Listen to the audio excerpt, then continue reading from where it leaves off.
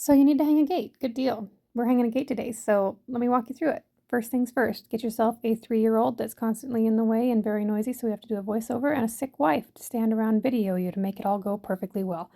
Guaranteed to make it all better. So this is a 14-foot gate, and as you can see, our gap is not quite 14 feet, and we'll explain that to you here in a minute.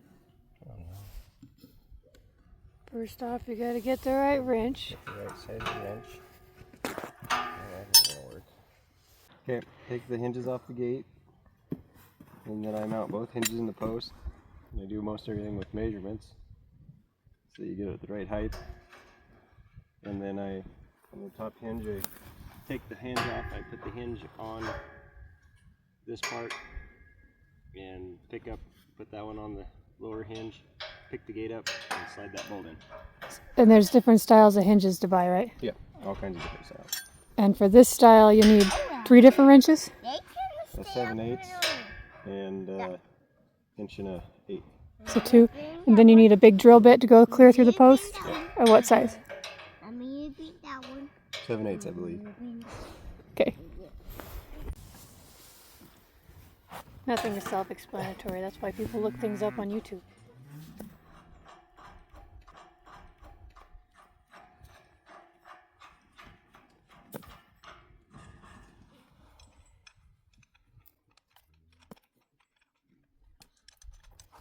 First steps first, take your hinges off and put your nuts back on your bolts because guaranteed they'll get lost in the dirt and then you'll be looking for a replacement. Take off this little doohickey up here on the top. Once again, reconnect your nut to your bolt so it doesn't get lost, even if you don't have a little helper. They all yours. All mine? I want mine. Everyone and I want mine. This to you. Thank you. That's mine. It ought to work. What'd you decide on? 7/8. 7/8 drill bit? I'd Hey, rather Mommy. the 7/8 spade bit.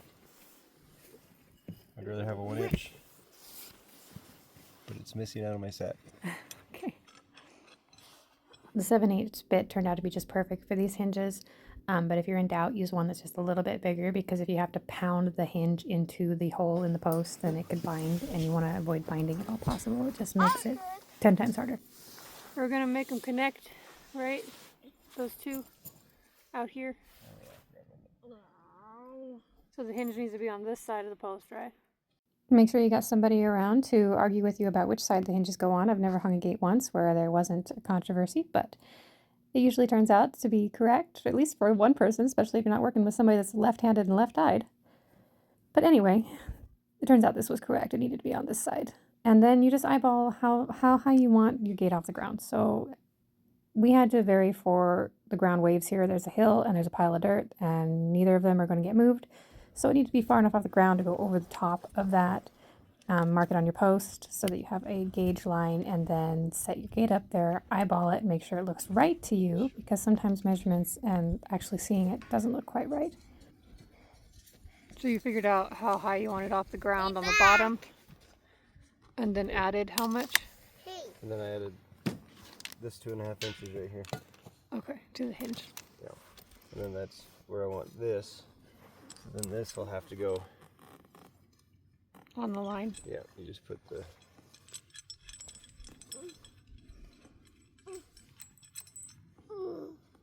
top of that there. Okay.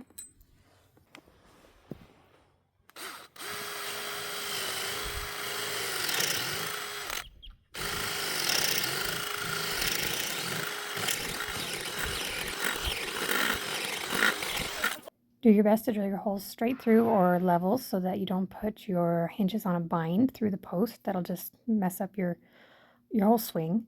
And then move the nut on the long bolt towards the L, I guess you'd call it. You need a nut on both ends. So don't take both off. One has to be on one side, one has to be on the other side, and then tighten that up.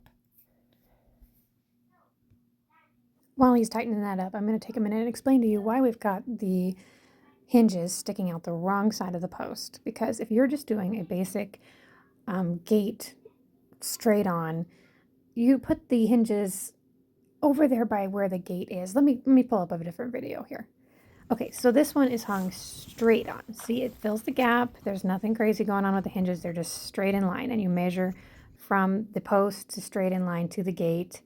They're not at any weird angles or cockeyed or anything, but what that happens is makes it happen. The gate will not open all the way. It won't lay flat against the fence, which is fine in this instance because it's just a walk-through gate. It's only 4 feet wide, no big deal. But when you have a 14-foot gate, you might want to hang it on the fence sometime and clip it out of the way. So to do that, you have to put your hinges on the wrong side of the post. That's how in the boom. It's spinning around. How do you decide how far out that spacing in your hand is? Well, if you hang the gate normal, where this is pointing towards where it's closed, then you can adjust your gate angle with these. But you're hanging it. But I'm hanging it sideways on the post. So I just tight. And the benefit of hanging it sideways is? Why are you hanging it sideways? So that when the gate Wait, swings wait, open, it can lay flat against the fence over here.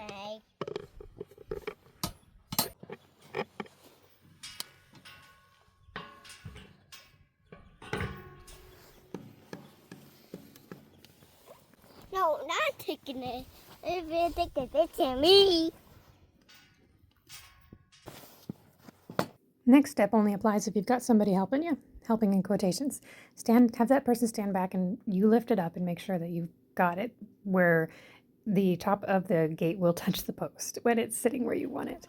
And if you're not have help, then find yourself a bucket or a board with a notch cut out of it to hold up the end of the gate. Highly suggest. I've used a cinder block. We've used all kinds of things, whatever you can find. Stuck it under the end of the gate at the right height, at where you want that gate to be level at. Go anywhere in between the slots. It can't go on a bar, but it can go anywhere in the middle.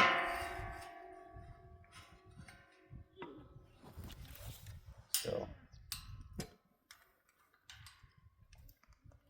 top of that's where I want to go. Top to top, we call it 40. So you're measuring from the bottom of the hinge. But it's the top of. Let me just zoom in on what you're doing here. It's the top of this. Okay. I'm going to go to the top of this new other one. If I figure 40 inches, that'll put this right here. Okay. So measure up from the bottom of your hinge to where you want that next hinge to be. Mark it. Remember, you've got lots of leeway there, so as long as you're not putting it on a bar of the gate, you've got plenty of room. And then drill your next hole. Now, Miles is drilling this hole a little cockeyed to the bottom hole because he has this special way of making the gate swing, not at an angle. And it's quite special to his brain. I've never had anybody actually explain it to me very well, but if you set these hinges a little bit off center, then the gate swings level instead of swinging up. This one's more going in like this, and this one's coming in kind of at this other angle, like this. So you're putting a twist on the gate on purpose. Yeah, basically just to let that end canter down a little bit because that's downhill. Okay. I'm putting this step in here where it really should have been at the beginning, and it's a very important step to make sure that the posts that you are connecting your gate to are tamped in solidly and that they are secured to each other. You can do this with a crossbar, a diagonal bar. We're using a cattle panel today just to continue the fence that we've got going. All right, don't let me get your fingers. That way the gate won't weigh down your post, lean your post over, and make everything get off kilter. It's very important that that post you're hanging the gate on is very secure, has something to pull against. And then if you have help, you can have somebody lift on one end, secure the bolt on the hinge on this end. And if you don't have help, put that nice little board or cinder block or bucket or whatever you got under the end and do it that way. It takes several more steps, but it's really handy to have somebody to help you lift the gate at this point. And then if you can have somebody lift it just a little bit more, it pulls the bind off of it to tighten this up really nice and tight. Make sure it's on there secure, tighten it up. You're almost in the home stretch here.